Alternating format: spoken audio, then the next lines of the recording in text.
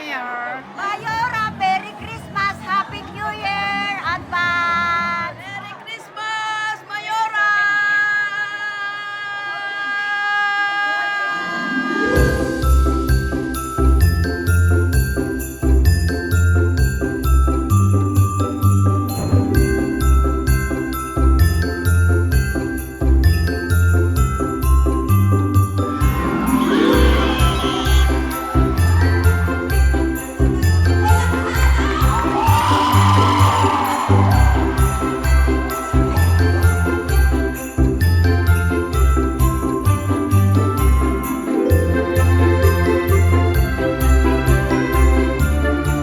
Merry Merry Christmas po sa ating lahat!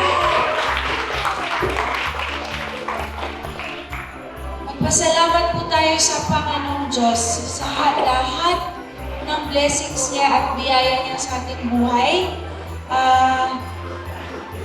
Sinabi ko po ito kahapon sa lahat ng mga tao. Kahit anong pagdaanan natin sa buhay, alam niyo naman lahat tayo may pinagdadaanan, di ba? Apakan lang natin at laging kumapit sa Kanya. Dahil sa Kanya, galing ang lahat ng to. Kahit anong pang nangyayari sa buhay natin, malalagpasan natin dahil kasama natin siya. Kaya magpasalamat tayo sa Kanya. Alam niyo naman po, ever since 2016, nagbibigay na po kami ng pamaskong handog ni former Mayor Cesar Quiambao sa lahat ng Bayambanggenyo, hindi lang dito sa Barangay Paragos, kundi sa lahat ng Bayambanggenyo. Kaya sana po, kahit ngayong taon, talaga namang munting regalo namin itong para sa inyo. Sana ma-appreciate niyo kasi galing po sa puso namin. Kasi may inilan akong nakitang ibang tao kung may nagko-comment. Bakit bigas lang? Bakit hindi Noche Buena package? Gusto namin kasi lahat ng Bayambanggenyo may bigas, may rice sa darating na Pasko. Ibig sabihin nun, lahat ng Bayambanggenyo ay masagana sa bigas sa darating na Pasko. Kaya sana ma-appreciate ko na kahit 5 kilong bigas lang yan, galing naman sa puso namin, di ba?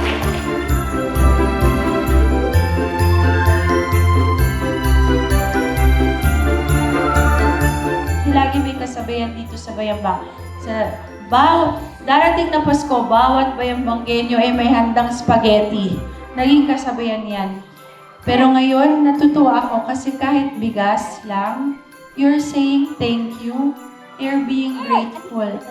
And that is something that money cannot buy. That is something that's nasa puso ko na talagang I'm very happy, I'm very glad na meron pa pala mga tao na kahit simpleng bagay lang, pinapahalagahan nila. Kaya maraming salamat po sa inyo. Nakakataba ng puso.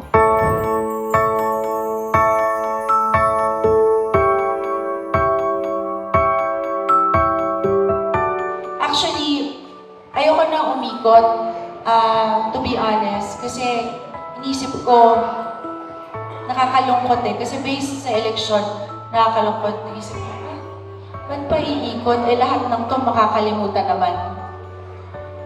Pero may isang tao, nakita ko dun sa Facebook ko, nag-comment siya.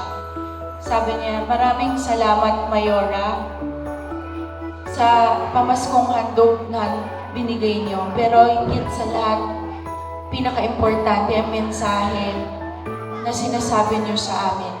Tapos, sinasabi niya isa-isa, yun pala may nakikinig.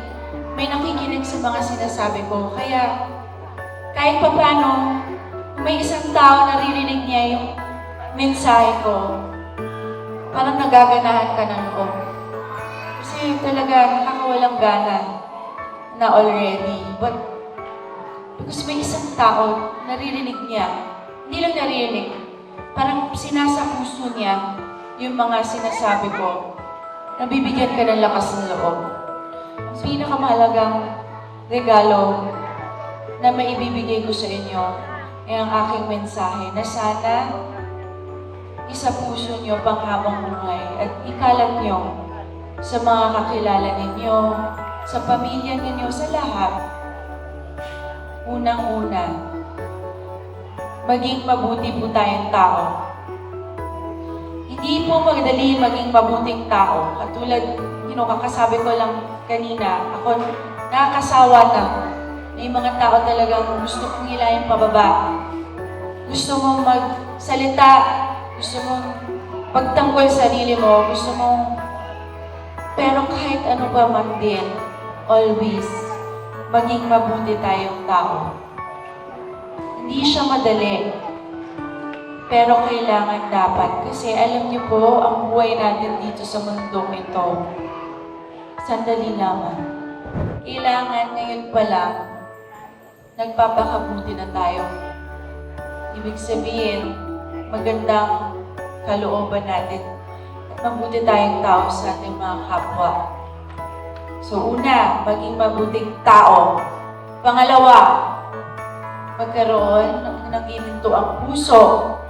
Papaano? Katulad ng pagpapatawad sa mga taong nakasakit sa damdamin natin, sa mga taong nang-apak sa atin, sa mga taong nag-traidor sa atin, sa mga taong naghusga sa atin. Kapatawaran.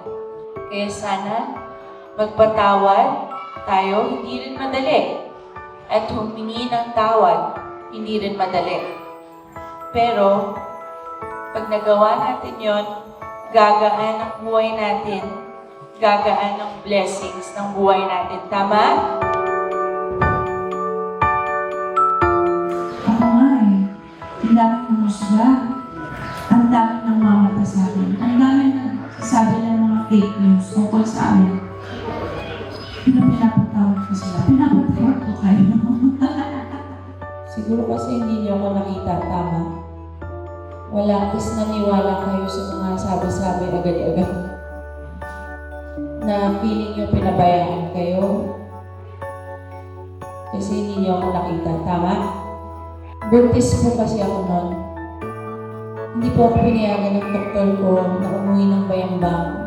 Kasi maselan pong pagbubuntis ko. Nung 4 to 5 months ako nagdadalang tao, nagka-appendicitis po ako. So, kinakailangan operahan ako habang buntis ako. At noong 2023, namatayan ako ng anak. Sa sapupunan ko, 5 months, namatay din siya sa tiyan ko. So, can you imagine yung pangamba at takot na nararamdaman ko noong mga panahon na yun? Kailangan akong operahan kahit buntis ako. Naalala ko yung kalagayan ng baby ko kasi namatayan na ako ng baby. Ngayon, meron na naman pabibuya. Wala pang isang linggo na nakalabas ako ng ospital. Pumasok ako ulit dahil nalason ako. Na-food poisoning ako habang buntis ako. Mga pinagdaanan ko, hindi normal. Pero nalagpasan ko, salamat sa Diyos. Kaya sinasabi ko, napakabuti at napakamilagroso ng Diyos at ni Mama Mary sa akin, sa aking buhay. Pero sa awa at sa grasya at sa kabutihan ng Diyos, nalagpasan namin ng baby ko at okay kami. Kaya salamat sa Diyos. I'm so proud of you dahil kahit anumang pagsubok na napagdaanan ninyo is na ano po ninyo is na nalagpasan ninyo at napatunayan ninyo na kahit anumang problema dumating sa ating buhay, basta lumapit lang tayo sa Panginoon ay ating malalagpasan ito.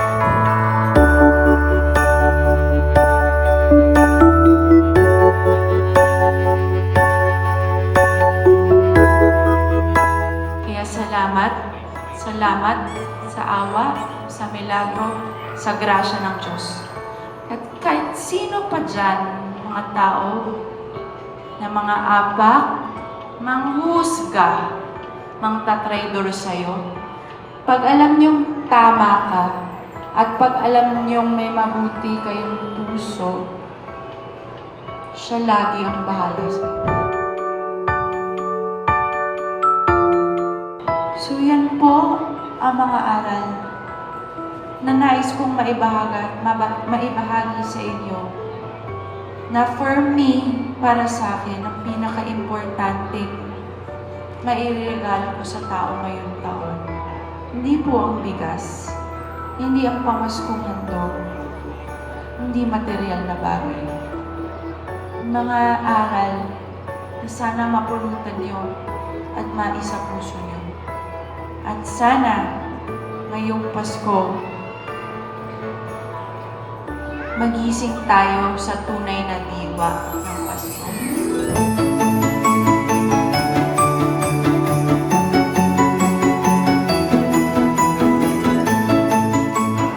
Maraming salamat po sa pakikinig, sa pagmamahal, sa suporta at tiwala na binigay niyo sa akin. Mahal ko kayo. Sana nararamdaman niyo. Laging tatandaan na ang tunay na diwa ng Pasko ay ang pagmamahalan at si Jesus Christ. Dapat dito sa Bayambang ganyan po tayo. Muli, Merry Christmas! We love you! God bless us all! God bless us all and happy 2026 to everyone. God bless us all. We love you. Thank you very much.